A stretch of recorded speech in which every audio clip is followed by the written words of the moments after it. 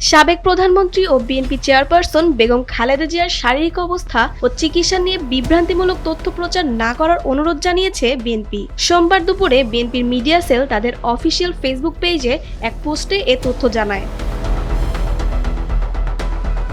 পোস্টে বলা হয়, বেগম খালেদা জিয়ার স্বাস্থ্যের বিষয়ে যে কোনো তথ্য গণমাধ্যমে উপস্থাপন করবেন দলের জাতীয় স্থায়ী কমিটির সদস্য professor doctor AZM Zahid Hossain. Khaleda জিয়ার চিকিৎসা সংক্রান্ত তথ্য সম্প্রচারে শৃঙ্খলা বজায় রাখতে এবং গুজব কিংবা বিভ্রান্তি এড়াতে এ সিদ্ধান্ত নেওয়া হয়েছে।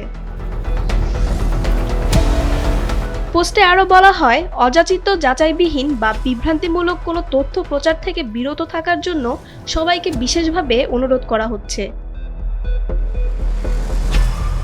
এছাড়া দলটির সিনিয়র যুগ্ম মহাসচিব অ্যাডভোকেট রুহুল কবির রিজভী তার চিকিৎসা নিয়ে কারো বক্তব্যে বিভ্রান্ত না হওয়ার আহ্বান জানিয়ে বলেন, খালেদা জিয়ার চিকিৎসা ও শারীরিক অবস্থা নিয়ে নানান ধরনের গুজব ও বিভ্রান্তি ছড়ানো হচ্ছে, এতে কেউ যেন কান না দেয়। মুজাহিদা মোশাররত, সময়ের আলো।